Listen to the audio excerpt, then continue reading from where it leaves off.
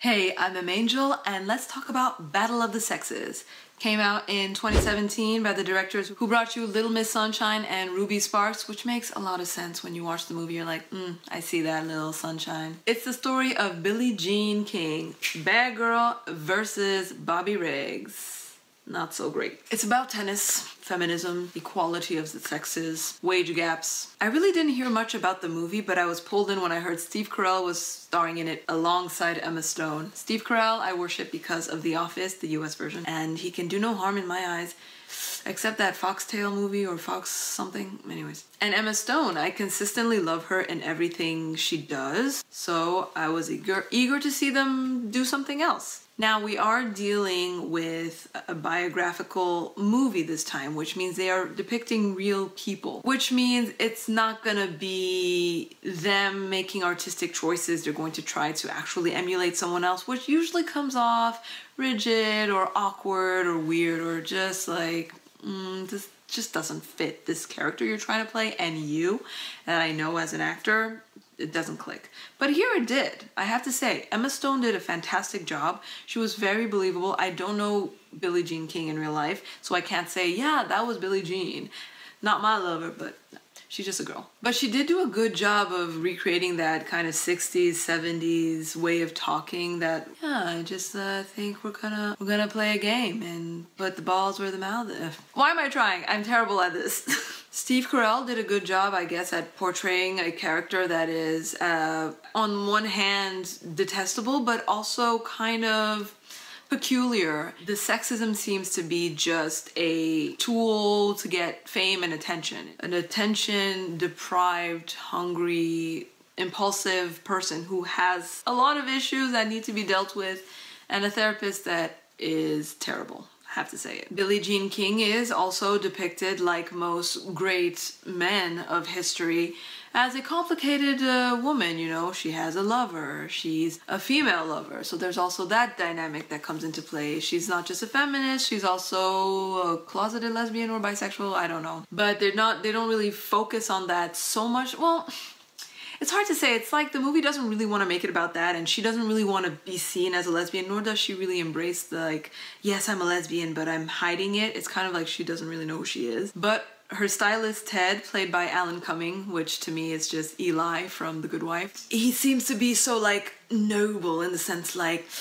darling, you're doing this for the community, and one day we'll be able to live up in the open. But for now, we have to play the game. The show must go on.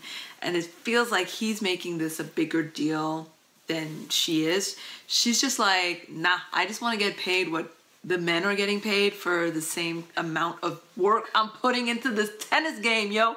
Like, look at my serves, look at the people showing up. Do the bills not ring a ding ding in your ears? It makes sense to me. Hello, you do the job, you get the money for the job you're doing, regardless of what you are or who you are. So I have to say, if you don't enjoy sexism, you're really not gonna enjoy this movie because it's all terrible men being terrible. I'm not saying all men are terrible, I'm saying typical type of terrible men are being terrible so openly and freely, and it's just like, ha ha ha, yes, Jack, the little women are asking us for equal pay, trying to leave the kitchen and the bedroom to be part of society. Hufflepuff, how dare they?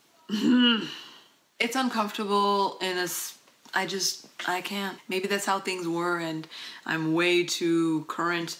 I just don't enjoy it the way I don't enjoy sitting through a rape scene. I don't enjoy sitting through discrimination or prejudice of any kind. It's always very uncomfortable, especially when it's so freely depicted, so freely spouted. But I get what they're trying to do. They're really trying to, like, pick at us and be like, hey, look, it's sexism, it's sexism. Oh, did you get it? It's sexism, there's sexism. The girls are fighting for real things because it's sexism. It's like, I get it, okay? We're living in the era where apparently most men just seem to be this way. But Not most men, obviously, because the people in the audience showed up and they were rooting for Billie Jean King during this tennis match, and a lot of them were men. So clearly, not all were sexist, but people who, I guess, signed the checks are. Times have changed, but not as much as they should have since then. If you love tennis, you're gonna enjoy this movie. I don't, so I was very bored. I'm usually bored during sports movies. I think the movie The Fighter made me interested in, what is it, boxing, wrestling? I don't even remember.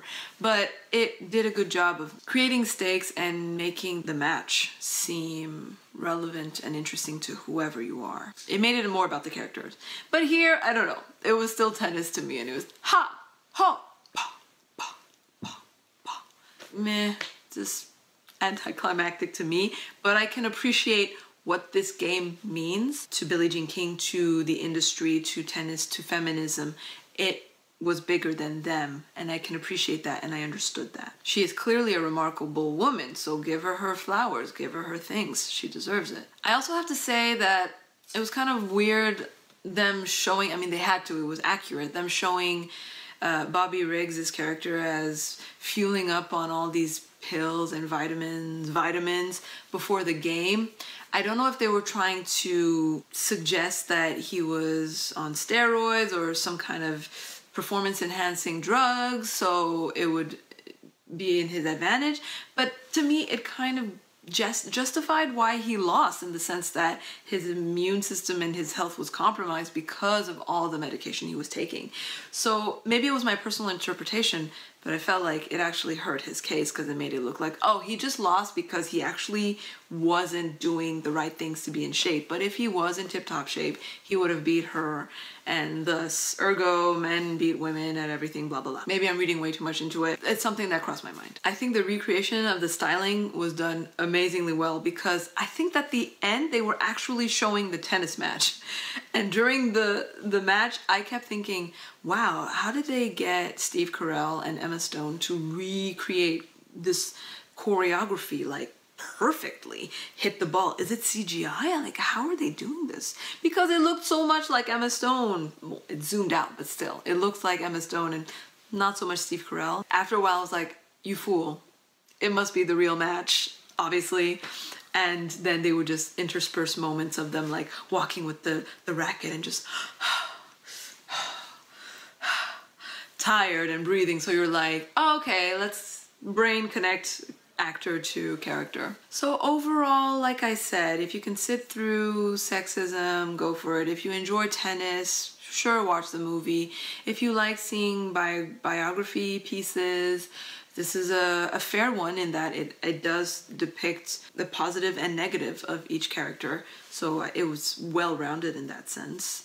But not too much meat on this movie, I would say, and I was left not really enjoying it. So I don't know if I was the audience for it. Even as a true feminist, which means I'm an egalitarian, I still was kind of not really engrossed in the movie. I feel like if it came out as a documentary, kind of like the OJ story, it would have been way more interesting to show the climate of the era in conjunction with this tennis match and the industry of tennis and sports in general. That would have been way more interesting. I don't know, that's my opinion. What did you think? Let us know below in the comment section. If you like this video and you want MGN to produce more reactions, more reviews of movies, you can suggest what movies you want us to review next in the comment section below.